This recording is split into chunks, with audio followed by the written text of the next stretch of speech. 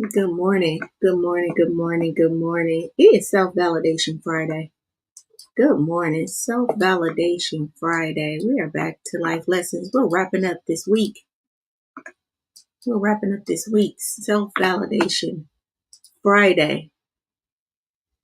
The power of your inner witness. The power of your inner witness. Good morning, everyone. Today's title, The Power of Your Inner Witness. Choosing purpose over perfection. Choosing purpose over perfection. I'm excited. I am so excited about today's session. We're wrapping up this week, right? This week we are talking about um, hope, hope, purpose, right? We're talking about purpose and really how to live on purpose, in our purpose, right? And so this week really had a lot to do with, uh, you know, the stories that we tell ourselves, right? The triggers that those stories create, the obstacles, right? And in these patterns. But here's the thing, that it really had a lot to do with our relationship with the higher power, right? So when we talk about purpose, we're really talking about something that's within us that was created for a community that's outside of us. And the thing that's in us, that first purpose, if you go back to Monday, I talked about the different purposes, right? The purpose of our life, one, we have this internal purpose to really serve us, right? And then, or to figure out what the thing that is that fuels us. And then we use that as fuel so that we can live in these other places. But I'm excited about today because, it's Self-Validation Friday, right? In the power of the inner critic. And we talk about the inner critic every Friday on life lessons, because we have to get back into this gentle relationship with the conversation in our head. You guys, we have to get back in conversation or relationship with this conversation that's happening in our head, this inner critic, and we have to truly start to shift and change it, right? So my why for this session today, many of us don't fail to discover our purpose, right? We abandon it because of the voice in our head. That inner critic just isn't just a nuance, right? It's a deeper wired survival mechanism that often gets triggered the moment we move towards something bigger, right? So this session is about giving people the tools, the insights to really quiet this voice, right? To become compassionate with this voice, right? To build a relationship with this voice, to learn how to validate your truth, right? And then to step boldly into what you were created to do. All right. And then the disclaimer, as always, awareness over action. This is our awareness over action disclaimer. So this session is designed to help you identify and understand the impact of the inner critic. But remember, real transformation happens when you take intentional action. Healing isn't about silencing this inner critic. It's about learning how to challenge it, build a different relationship with it, and then reframe its voice. All right. If you're serious about walking into your purpose, you need support, you need structure, and you need a safe space to really rise. All right. And Project Life is truly here for that. Project Life is truly here for that. So good morning. Good morning. Good morning. Good morning. Before we start, make sure you subscribe to that YouTube channel, right? I am Shaping Solution. We're trying to get I am Shaping Solutions. We're trying to get 1,000 subscribers by 2026. And because we're talking about a topic that I think every human being can benefit from, invite a friend, right? Invite a friend to the Elevate in Life with Sheila Little Facebook group, right? Our goal there is to get 1,000 members by 2026. All right, all right. So say good morning. Good morning, good morning, good morning. Let's take our deep breath. All right, breathe in and breathe out. Let's feel our feet on the floor. Right, our legs, just scanning our body, just getting present. Like I said, we already did what we were supposed to do this morning, whatever that is, right? as our person. Now we're moving into our communal time. Okay. Good morning, Tiana. Good morning, Pep. All right. So we're feeling our butts on the seats, up our torso. If we're at work, we're just getting present. Okay. Our arms, our hands. This is no judgment, just awareness, right? Just feeling our bodies. Our necks, our face, just getting present. Our lips, our nose, our eyes, right? And then the space around us, you guys. Good morning, good morning, good morning, good morning, Mariah. Good morning, Mariah. All right. So I want you to drop one word in the chat of how you're feeling today. Okay. One word in the chat of how you're feeling today. I'm feeling excited about today's session, really. I'm feeling excited uh, that one, we're coming up on the end of how to shape your life, right? So we talked about self-awareness. We talked about self-awareness. We talked about how to shape your life, the self-awareness, the accountability, right? And now we're talking about purpose. Okay, purpose. And purpose is such a critical and essential part of shaping our life. And it's so empowering that all of us were called for a purpose, right? Called on purpose for a purpose, but in some way we've got pulled away from it. And so I'm excited about today's session. How you feeling? How you feeling about today's session? All right. This session is for you. Okay. This session is for you. If you've ever questioned whether you're good enough for your purpose, right? Or if you've ever even questioned that you had a purpose, if you felt unqualified, right? Underprepared, or just too late, and you're ready to reclaim the power from the inner critic. One of the things that I was hoping with this conversation on purpose, about purpose, Tiana says she's feeling optimistic. Mariah says she's feeling ready. Okay, y'all are ready for the weekend, optimistic for the weekend. Okay, great. So one of the things that I also wanted to make sure, or I hope that you all are leaving with this week, is this sense that purpose is not this overwhelming one thing that I have to figure out, right? It's this, it's a multifaceted thing, and it's more about a consequence to who I am, right? So purpose is once I learn me, once I start to align with me, once I start to trust me, right? Once I understand my stories, understand the triggers around those stories, understand the obstacles in my life, and really turn those obstacles into opportunities.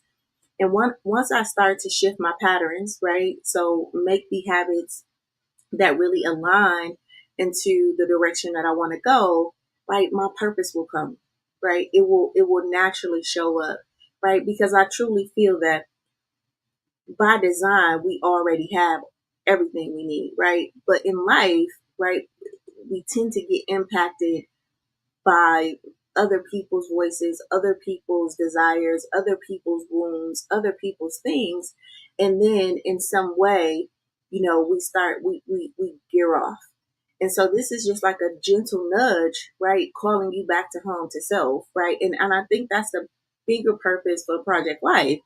It's just like a homecoming, like, hey, you doing the work, right? You're waking up, you're providing for your family, you're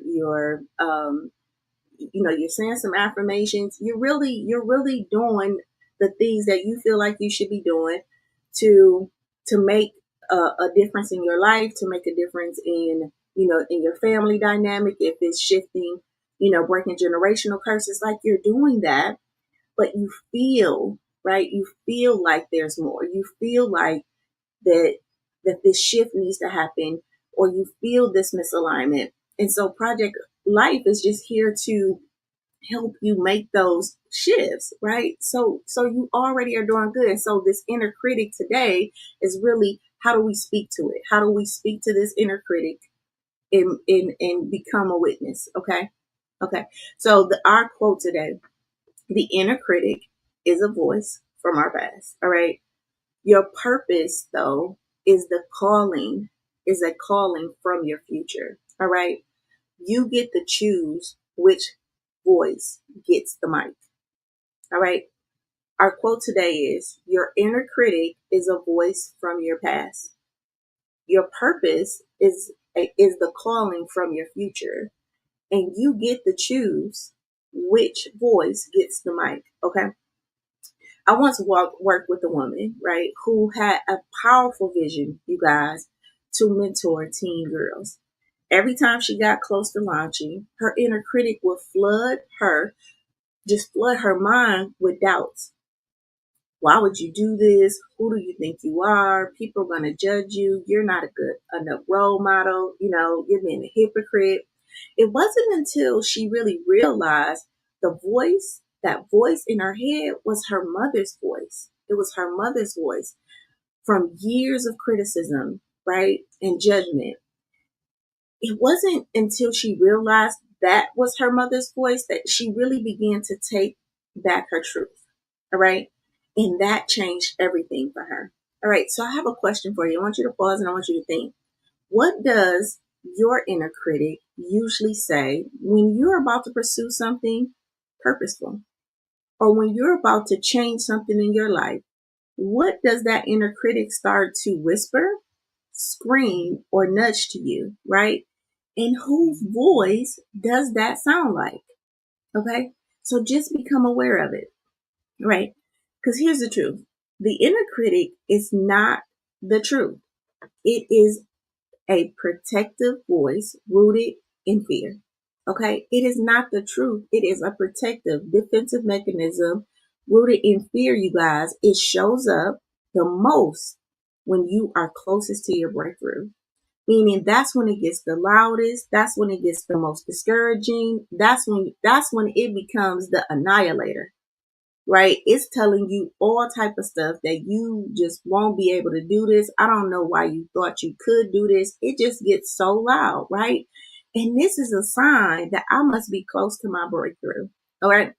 Listen, if you don't learn how to challenge the inner critic, it will keep you stuck and silent. It will keep you small, stuck, and silent. But when you validate yourself, you become unstoppable.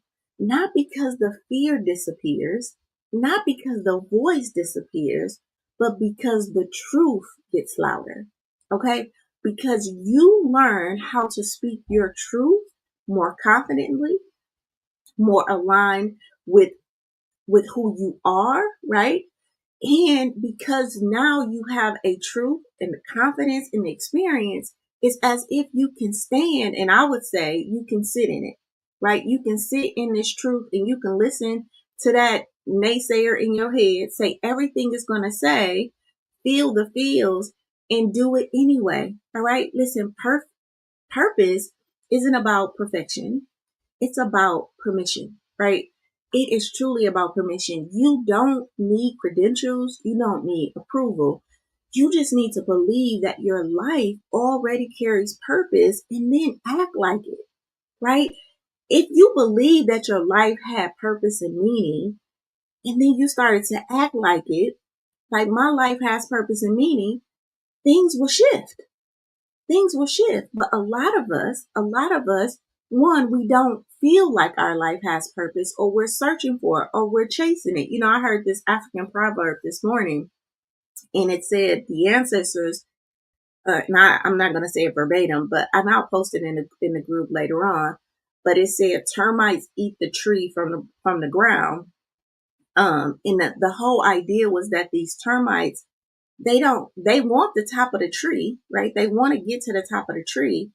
But what they do is they do these small things, like they eat at the roots, because what they realize is that the tree will fall. In the essence, this African proverb was truly saying, hey, these small consistent steps that you're taking, right? The top of the tree will come to you, right? It will come to you. You don't have to go all the way up there, right? It will eventually come when you eat from the base or from the foundation. And a lot of the work that we need to do is this foundational work, being consistent, listening, right? becoming self-aware, right? Having a morning routine, right? Having a night routine, listening to how we speak to ourselves, learning to be our best friend, right? These are small things that when I start to do this, guess what? Now I'm acting like I have purpose. And guess what happened? My purpose then will come to me. I don't have to chase it. But a lot of us are out here like, what is my purpose? I need to know what my purpose is. I just feel like I just don't have a purpose. God, please, I'm praying for my purpose. And it's like, get a routine. You know, if you're not confident, start building confidence. Because I say the things that we want in life, you guys, are a consequence. They're consequential things. We want happiness. Happiness is nothing you're going to go out and do to get happiness, right? To feel happiness. If you notice, happiness comes from you doing something, from you experiencing something, right? But we want to be happy, but we're not doing the thing, right? The cause, right?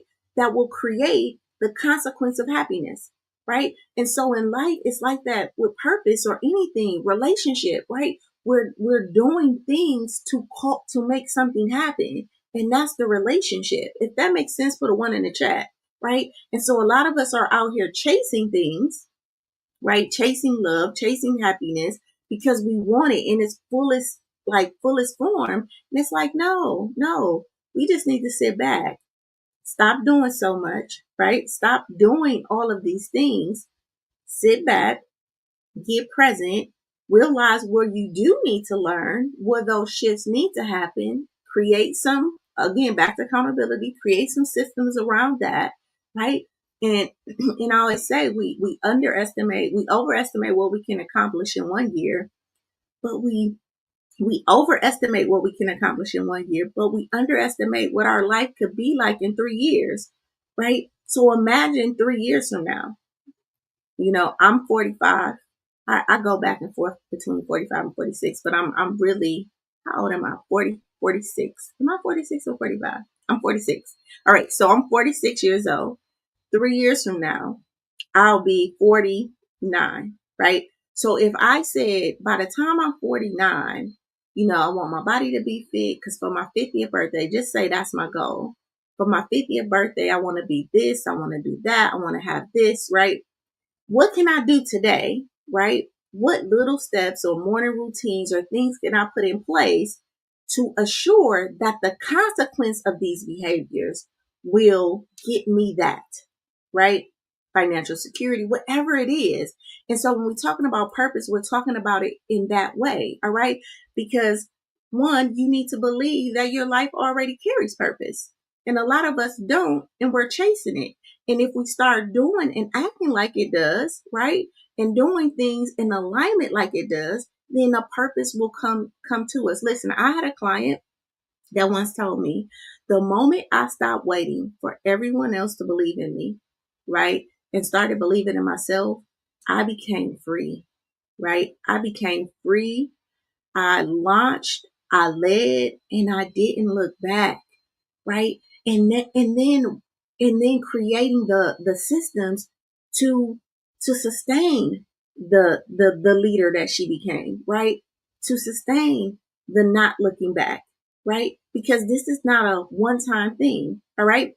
Neuroscience has confirmed that negative self-talk activates the fear centers in our brain, all right?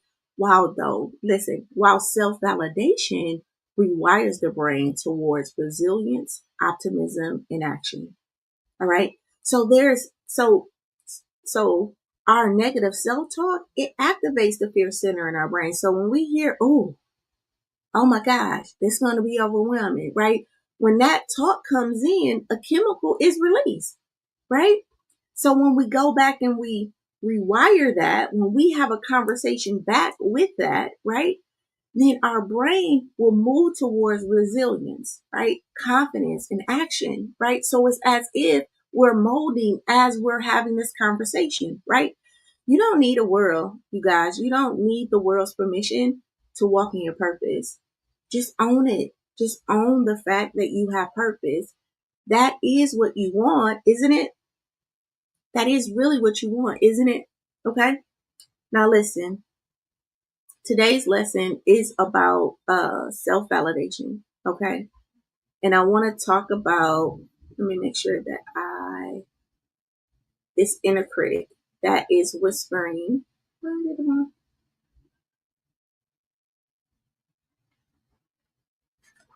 I'm sorry. So today's affirmation, today is about this inner critic, okay? And our inner critic is so we know that the I stands for, right, inner critic and self-talk, okay? And I want to talk a little bit about why it's important to really identify this inner critic and what this inner critic does that make it challenging for us to really step into our purpose, okay? To really step into our purpose, all right? So, screen pop down.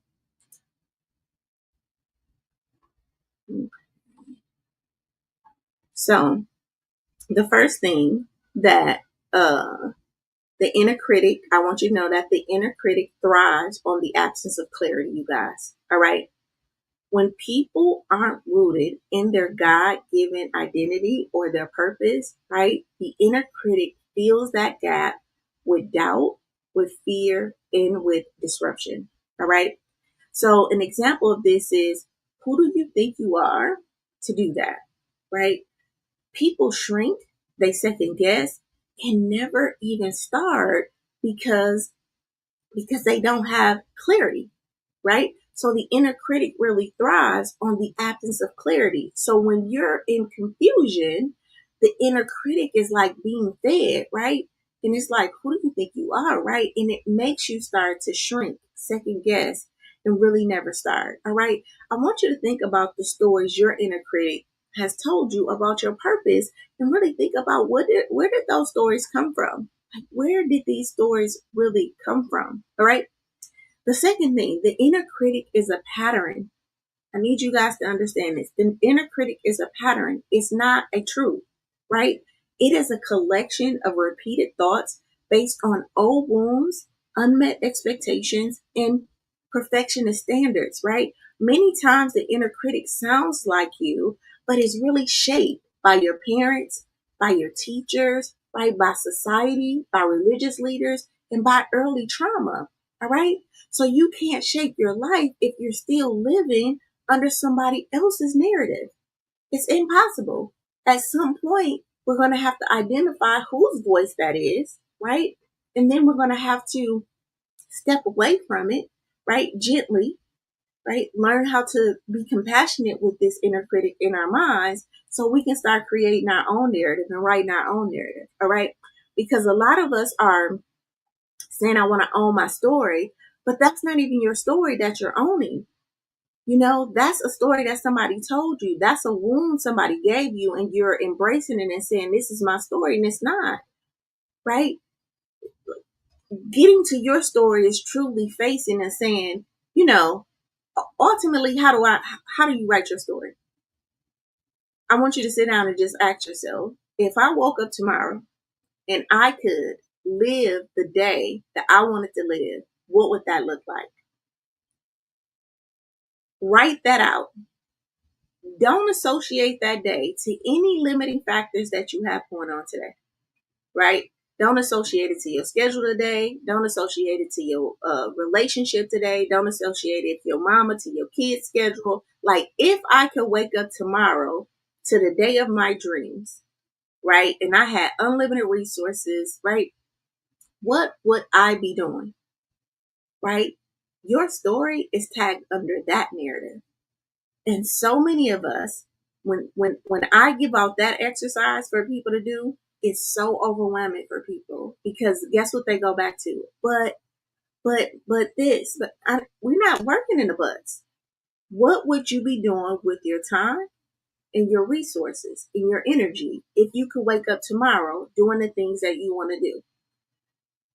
I don't know. Right. And that's why you're not doing it. That's exactly why you're not doing it, because we haven't taken the time out to really break it down about what life you want to look. We know you don't like this one. We know that this one is causing some dis-ease, some pain, but you haven't taken the time to really disconnect from that story, from that narrative, to even invite a different story. All right. All right. Listen, the third thing, purpose requires you to lead with truth, not the voice of fear. All right.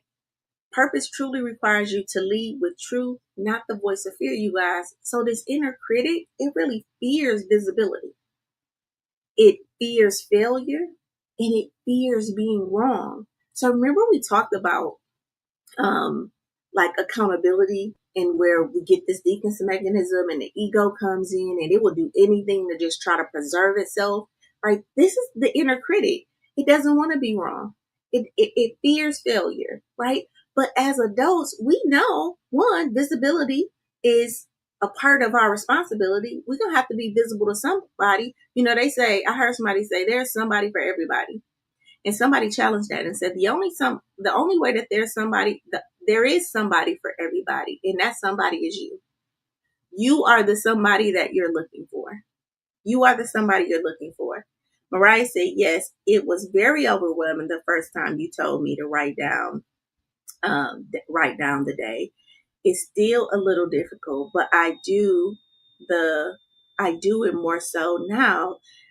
I do it more so now than before, right? So Mariah did this exercise of writing her day, and she said it was overwhelming. And I remember working with her and having her write down the day. And Mariah is somebody who we wrote down that day, and Mariah is experiencing a lot of the things that she wrote down in that day, which Mariah is somebody that we said, give yourself 3 years. And Mariah is experiencing a lot of the things in 3 years that was in that story. And she just couldn't believe that this was possible. Okay. Thank you for sharing, Mariah. All right. So this inner critic really fears visibility, but we know visibility is important. And the most important place is important to is ourselves. So the inner critic will make us hide from ourselves and make us not see ourselves. And what we will then try to do is we will go out and want other people to see us. That's where that external validation comes from, right? I don't want to see me. I'm hiding from me. I feel this way about me. And now I want to see if you feel this way about me too. All right. And this is where I think no matter how they feel about you, if you don't see you, right? If you're not in relationship with you, no matter how someone else sees you, good, bad, or indifferent, it won't feel that wound. It won't feel that satisfaction. It won't be satisfying for you. All right. So the inner critic fears visibility. It fears failure, which we know as adult, what failure is a part of life. I got to figure this out. It's a learning curve, right? I fail and I get back up and I take what I learned and I apply again, because life is about mastery, right? So I do it over and over and over again until I get it right, because that's how the brain learns. All right. And then it fears being wrong. Well, how do I know if I'm right? If I'm never wrong, if I never get it wrong? How do I know if I'm right if I never get it wrong? Right. So we know that even to be human, a healthy human being, right, the inner critic's defensive mechanism is always working against it. All right. But purpose requires, right? And purpose requires us to have alignment. It requires us to take action and to really live in faith, right? To really live in faith. Listen, you won't move forward if the loudest voice in your head is the harshest voice in your head. All right. So in some way, we got to make you the loudest person in your head. All right. And then you must become your inner validator. Okay. So self-validation is the antidote to this inner critic. You know, I may not be perfect, but I'm prepared. That is what you're screaming to yourself.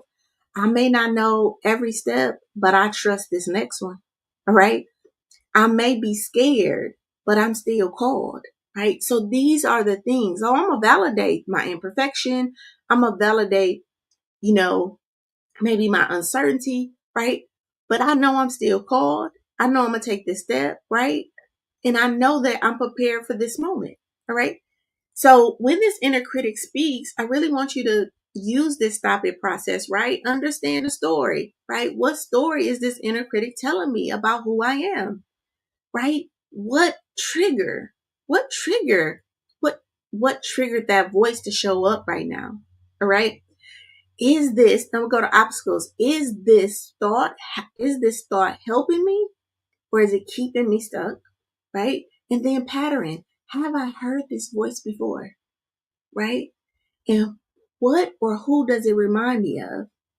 Right? And then this inner truth, right? What does the healed version of me believe? That's the internal question, right? And then what truth can I speak that can silence this lie? All right. And that's how we can stop that. And that's how we can stop that, right? Because listen, the inner critic doesn't really hate you, you guys. It is trying to protect you. Again, remember this inner critic started what? As a defense mechanism. It started when we didn't feel safe. I shared a post in a group this week about the lady who talked about experiencing trauma, right? And the guy asked her, when was the first time you experienced trauma? Good morning, Dewana. And the guy asked her when the first time she experienced trauma. And she said, the first time I experienced trauma was, hold on. She said, the first time I experienced trauma was when I was at camp and I woke up and the older boy was on top of me. Right. And so the guy stopped her. The guy stopped her and he said, and she was like, and it just mortified me. And I was just so like, you can watch it, it's in there. And so the guy stopped her and he said, okay. And what happened? He said, did you tell anybody? And she said, no, I didn't tell anybody. And he said, so what if that happened to your daughters and they didn't tell you? What would that tell you about your daughters? And so she went to try to and he said, no, I didn't ask you about your feelings. If that happened to your daughters and your daughters didn't tell you, what would that mean? And she said, it would mean that my daughters didn't trust me. And he said, yeah. And that was the first trauma. You didn't feel safe. Before this violation even happened to you physically, you didn't feel safe in your home. So when the violation happened, you had to carry that as a little girl by yourself because you didn't feel safe enough to take it to your parents.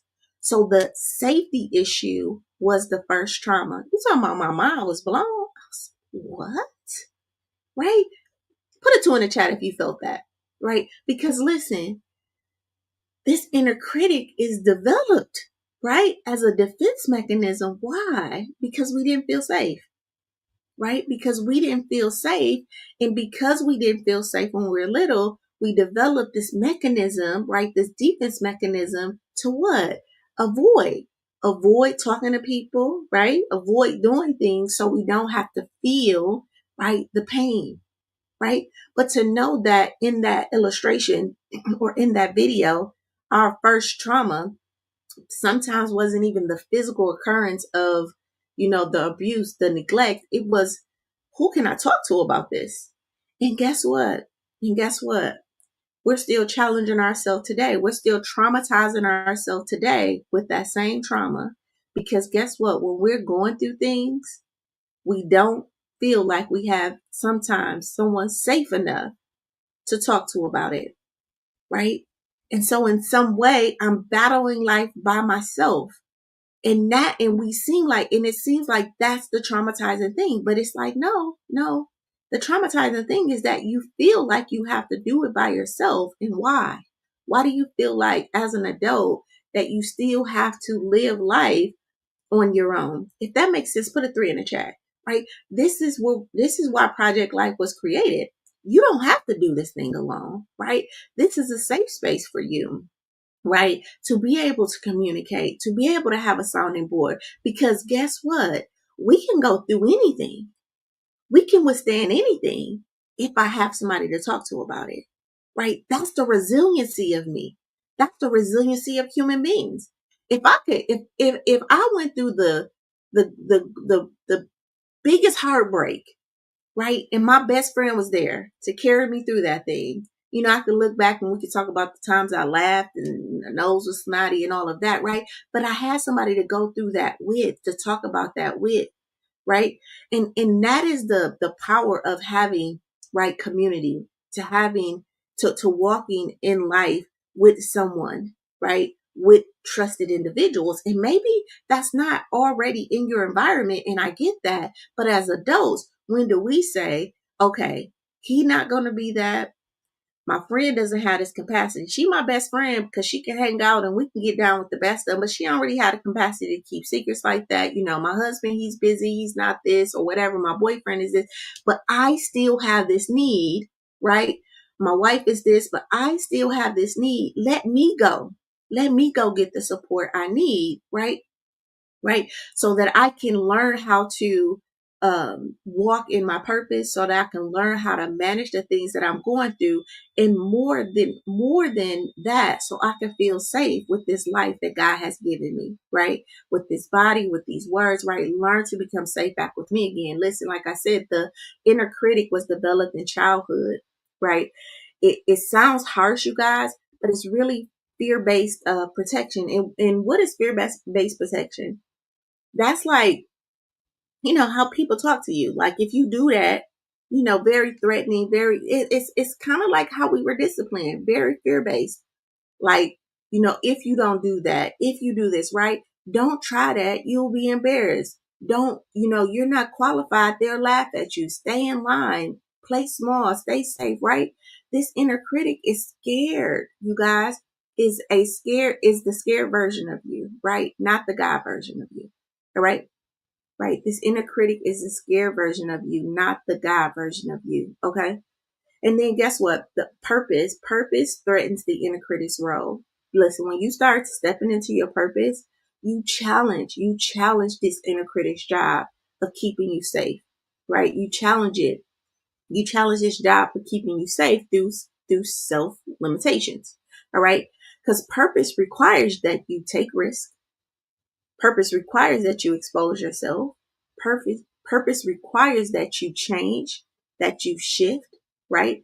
And purpose requires that you have faith, right? All of these things is a threat. Uh, all of these things are threats to the part of you that just wants to survive, you guys.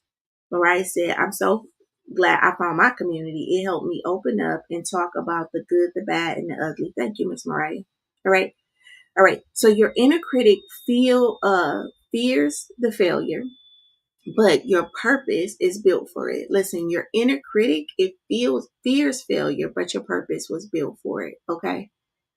You can train this inner critic with the inner witness. All right. And we're going to talk about this later. So the inner witness said, I see you trying, you're safe to grow, right? It's okay not to be perfect and still be powerful. And you're held, you're guided, and you're equipped for this moment. You guys, listen, trauma informed care, in spiritual direction, all of these talk about this inner witness, the power of this self-talk, right? This inner witness that really is there to support you.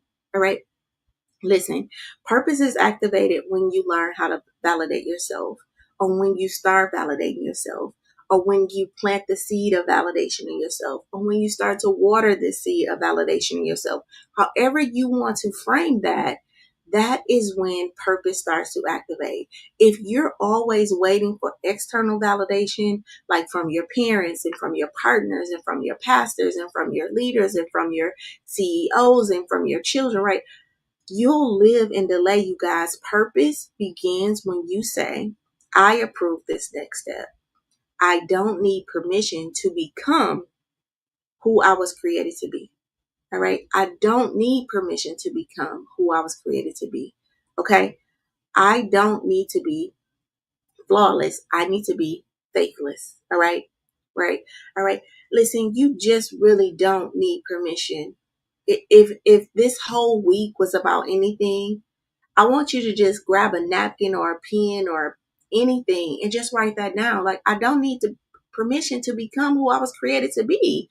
And a lot of us, Luana said, hallelujah. You're absolutely, yes, absolutely. Yes. And a lot of us is waiting for permission to become this thing that we were already created to be. Listen, the inner critic is your past voice.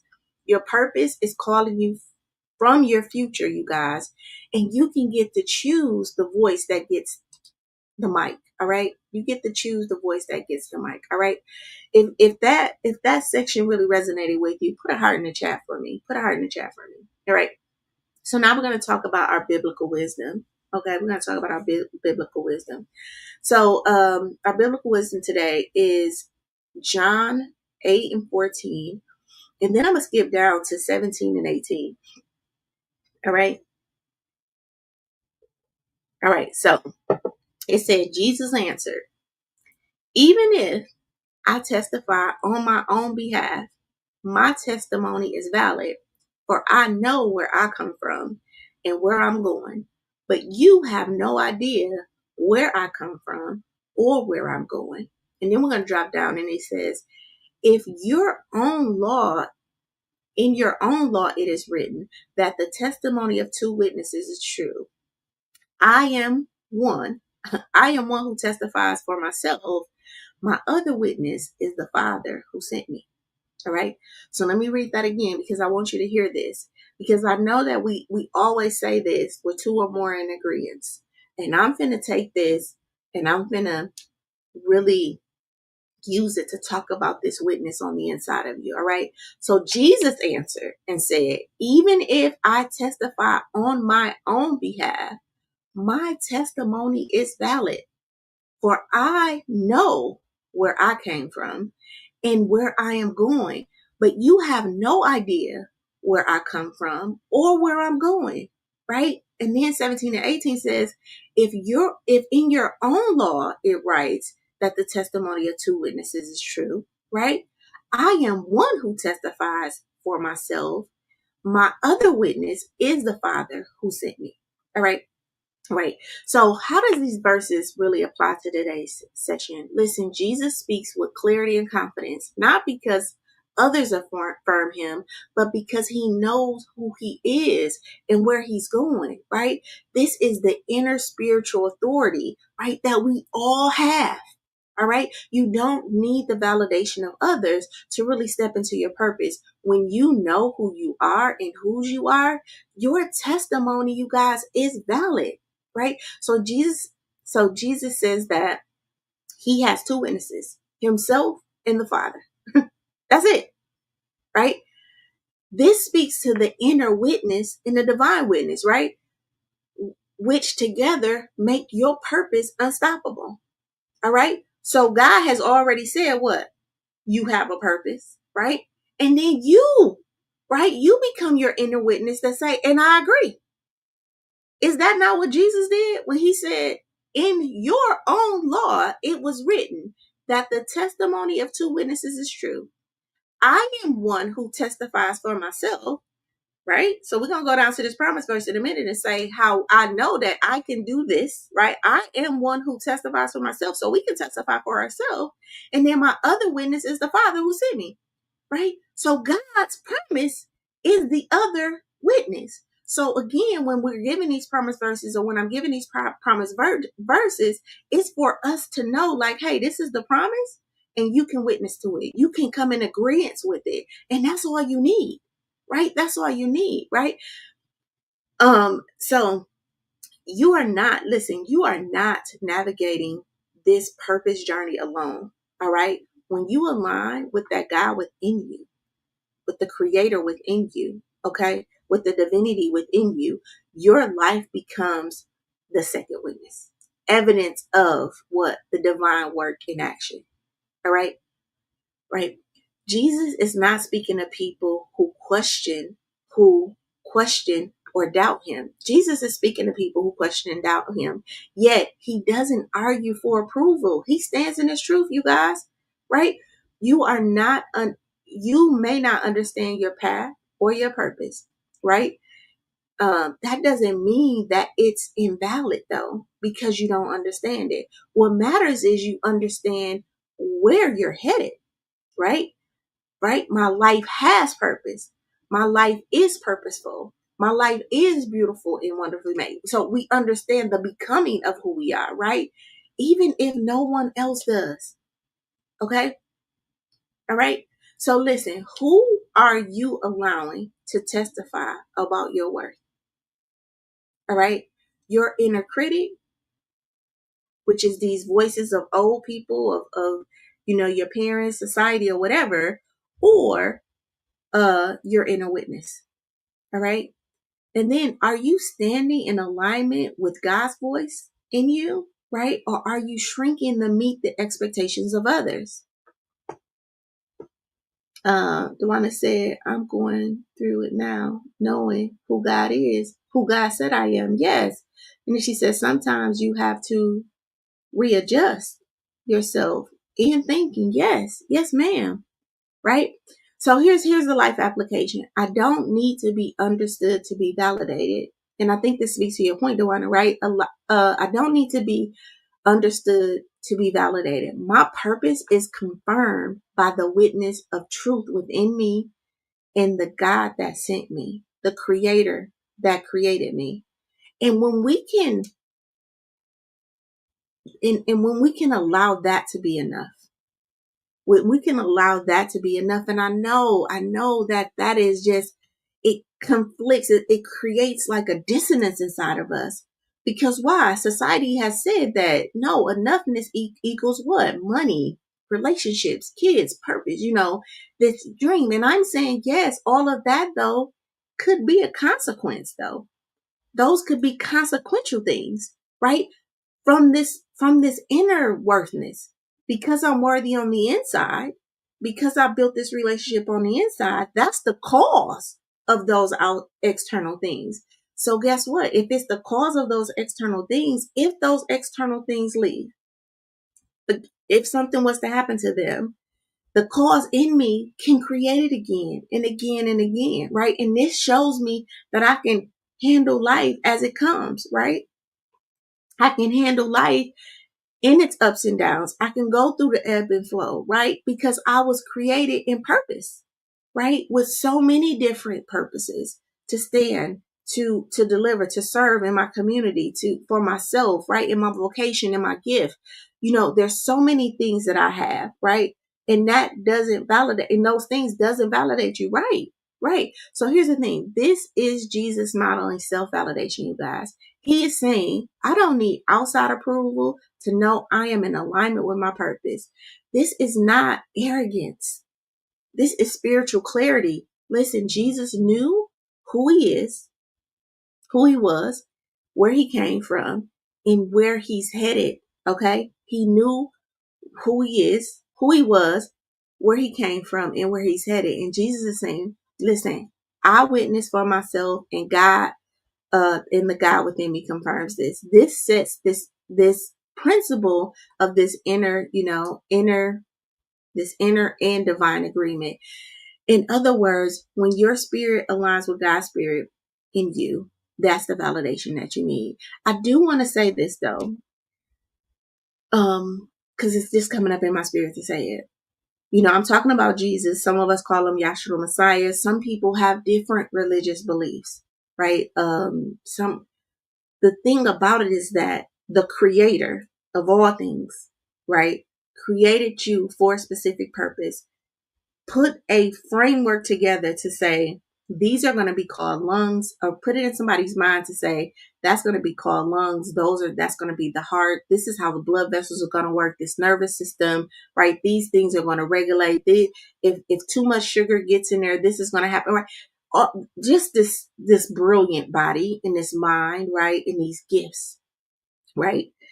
And we have this calling for us, right? We have this calling, and we have this inner intuitive tug that is tugging us and pulling us to do a thing, to be a thing, to become a thing. Okay. No more so than a seed has a calling to become a flower. Okay. No much so than a sunflower has a calling to follow the sun, as it rises in the sky. The sunflower will follow it, right? No much so than that. So if the birds go north, right, go south for the north, and if animals understand instinctively what to do, why don't we feel like, as these divine creatures, right, these sophisticated human beings, that our life has meaning and purpose too? It does. But here's the thing. Jesus is talking about his relationship with God, right? He knew he came from the Father, the creator of all things. Our work is because guess what?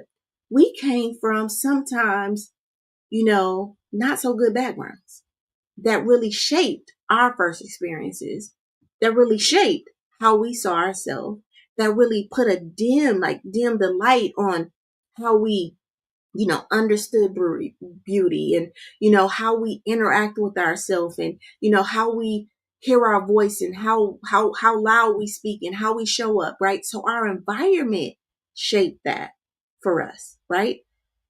And so the work is the transformation, right? Being transforming the mind to now get back in relationship with the creator. To, in some way, I'm not saying divorce your parents or your first environment, because you will be in that, but in some way unplugging from that environment, right? Unplugging from that and then plugging into a source that's greater than you.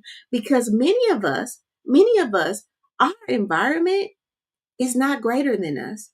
Many of us, we're giving back to those environments. We're working and we're feeding those environments. We're caring for those environments, right?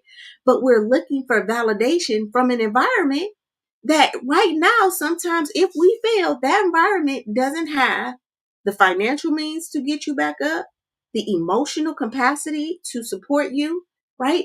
And we are still letting that environment serve, you guys, as a compass for who we need to be and who we need to become as adults. I ain't saying that I'm not judging that environment. I'm just saying that environment has a little lack in it. Okay. And we're going to forgive it and we're going to have some compassion for it. But we also are going to tap into our intelligence and understand, like, hey, I got to unplug from you. You can't be my source for how I see myself. You cannot be the source of my becoming and my purpose, right? I have to unplug from you and plug into a source that's greater than me, right? And at this point, I've outgrown my environment. That's why we hear stuff like first generational graduates, right? First generation this, first generation this. We first generation to say I love you to your kids and hug your kids and do all of these things. We are part of this new culture that our forefathers, so we can say sometimes our parents or even our grandparents, right, didn't have the means. And we know as women, right, up until the 1975, women couldn't even open their own bank accounts without having a husband, right? I was born in 1979. Right? So that means 1975, my grandmother couldn't just go into the bank and say, I want to open my own bank account. Couldn't be homeowners. Couldn't buy their own cars. Right? Right? So to look now for that woman to empower us in some way, she gave you what she gave you. Right? She did what she could do as your mother. Father's the same way. Right? They gave the best they knew how to give with the information they have in some way, right? We have to be okay with that, unplug and plug into our source, into the source of all things, right? And that's the work, and that's the feeling, and that's the, that's where sustainability is, right? The one that said homeowners in the 80s, yes, right? Right? So, but that's where sustainability is. That's where we can sustain our life, okay? All right, if that makes sense, put a 3 in the chat for me. All right. All right. Listen, the inner critic is loud because we haven't been taught to trust the inner witness, you guys. But once we awaken to the truth of the God, to the truth of who we are in God's eyes, to the truth of who we are in the creator of all things eyes, right? We'll realize we've already been approved. Right. And I know some of y'all minds is like, but, and I'm saying, yes, you've already been approved. Now, you're looking for the outcome of that approval. That goes back to the conversation I was having we can't defy gravity, like the laws of gravity, the laws of cause and effect, right? there's certain things that we need to align now. Why? So we can start experiencing it. And that's where we put faith in, right? So when we say we're already approved, that's the faith. That's the extension. Now, when we talk about the work, it's not the physical work. It's not the physical thing that we're doing. The work is, okay, I believe that I'm already approved. The work is, okay, now I need to feel this feeling and still hold on to this faith. The work is, now I need to get present, right? I need to allow sometimes that voice to come up and challenge it. See, that's the work. It's not sometimes this physical doing, but it's in the becoming. Who do I need to become? That's work, you guys, right? And those two relationships work together, and then we have our harvest. All right, right? So you may have spent your life waiting for someone to validate you, but the truth is God is in you already. The God in you is already your validation. Okay. When you tune in and trust that voice within you, you guys, you'll stop shrinking and you'll start showing up. All right. Right. How do I know this to be true? Because, and how do I know that we have the power to self-validate and to do these things and change and shift? Because John 14:12 say, very truly, I tell you, whosoever believeth in me will do the works I have been doing, right? And they will do even greater things than this because I am going to the Father, right? So, very truly, I tell you, right? Whosoever believes in me will do the works that I have done. What works did he do? In this specific thing, what? He validated himself, right? He said, I can validate me and the Father will validate me. And they will do even greater things than these because I'm going to my Father. So he said, I'm going away. But guess what? They won't just be able to validate themselves. You'll be able to do greater things than this, than what I was able to do. And sometimes, we talk about Jesus, and we talk about the story of Jesus. And if you believe in the story of Jesus and you believe in Jesus, right, then you have to believe in Jesus' word, right? Like I said, this is a model story for an individual who came into this world, lived truth, and sacrificed for the, sins of all men. All right, for the sins of all men. But what he's saying is the things that you saw me do, right? You will be able to do that and more. But so why do we still see ourselves as less than what he was able to do? Right? We are the population after him, but in some way we believe that we can't do what Jesus did and was able to do and more. All right. And so this this very simple thing of validating ourselves, right, in God's truth. God said it and I can agree with it. All right.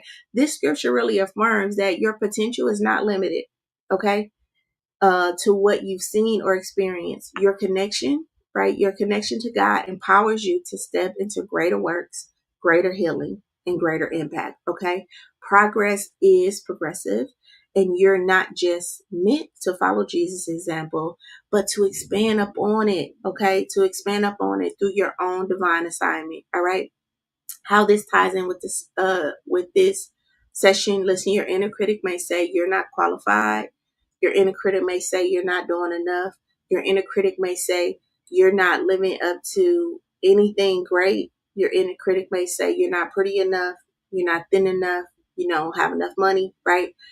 But here's the thing. If you believe in me, this is what the Messiah say. If you believe in me, greater things are possible through you. So your life is not about comparison, you guys. It's about a continuation. All right. You are the evidence of the divine greatness, continuing through time. All right. We are evidence of that. So this is not just a promise. It's a spiritual empowerment statement. Listen, the Messiah is saying, if you believe in who I am and who I say you are, you'll continue my work and then you exceed it. All right. This verse tells us that your purpose isn't random, right? Right? It is an extension of the divine power within you. Okay. And you are not here to just survive. You are here to create, to influence, and to expand. Okay. The kingdom within you. and all around you, you guys. All right. Greater things are not only possible, they are expected of us. All right. They're not only possible, they're expected of us. Listen, God is not just above you, He's within you. Listen, you don't have to wait to be perfect. You only need to be present and in alignment. All right. And you have both permission and the power already to step into your purpose now. Okay. So listen, I just encourage you to be a witness, to be the inner witness for yourself. All right. And if you struggle with that, seek the help. Seek the help to strengthen that voice. Seek the community to strengthen that voice. All right. All right. Go out and get the support. All right. Because I want to ask you this question. What would you pursue if you actually believed you were called to do something greater? Right? Yeah, the one that said, believe in yourself. Yes, believe in yourself. Right? And then what greater thing has been whispering in your heart? Right? But the voice of the inner critic has talked you out of it. Okay? What greater things has whispered in your heart, but your inner critic has talked you out of it? All right? So what I want you to do is I want you to write down your most common inner critic phrase, the most common inner critic phrase. Okay. And then I want you to challenge that truth. All right. And then I want you to say it out loud. So when you challenge that truth in your mind, the next step I want you to do is to say it out loud. Again, when I say it out loud, this saying it out loud, it can be challenging sometimes because sometimes we're just not used to having a conversation with ourselves outside of our head.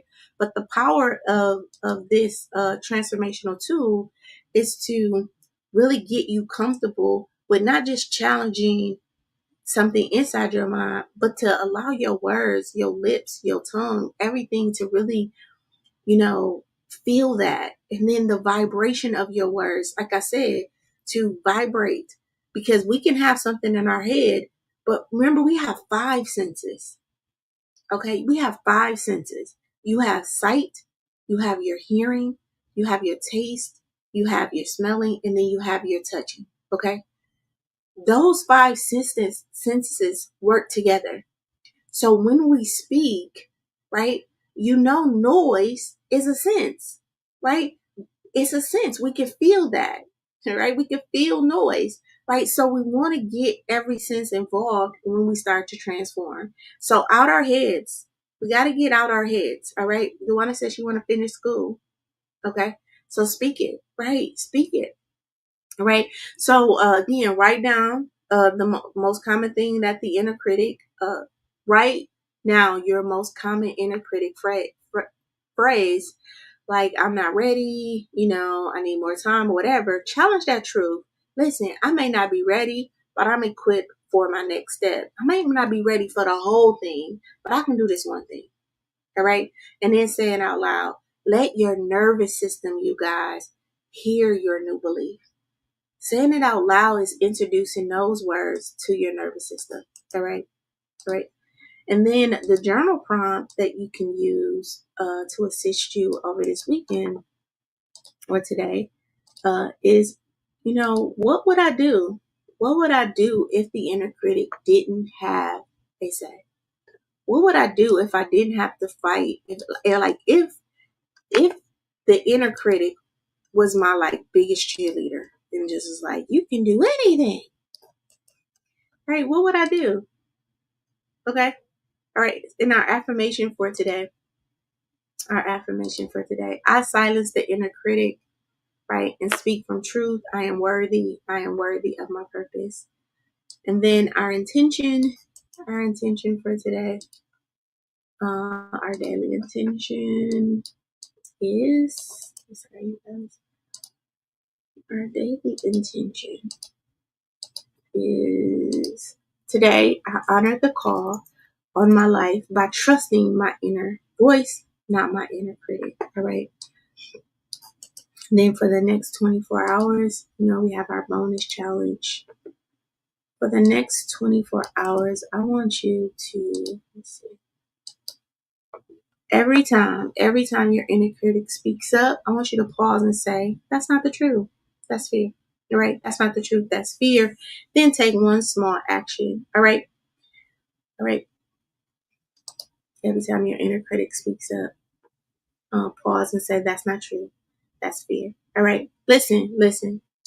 If today's show resonated with you and you're walking away with insight, you already know what to do. Drop a fire in the chat for me. Here's your call for today. I want you to, what truth are you walking away with today? All right. What truth are you walking away with today? Here's a challenge. What brave step can you take this weekend to validate your voice? All right. And then here's the charge. Go silence the inner critic and listen, shape your life. Hey, we have wrapped up shape your life, right?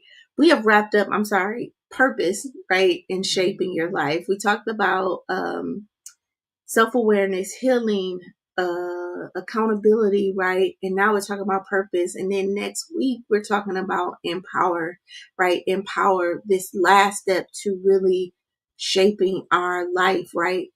Listen, I'm so excited. I thank you guys for being another week with me, right? Being another week with me. I think I saw it. I think we're, I don't know, at like 80 something days, 90 something days together. So I appreciate that so much. Or sessions together. I appreciate your time. Listen, if this hit home, imagine the possibilities. How possible. Imagine what's possible when you walk through these patterns weekly, right? With the guidance, the tools, and the support. Listen, that's just what Project Life was created to do. Project Life is really where we turn theory into practice, you guys. We build the emotional muscle, the discipline,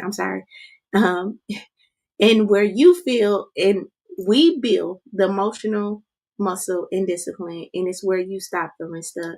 Listen, in Project Life, you get the School of Life portal, right? That's where we put monthly content in there, right? You get to take different courses if you want to understand,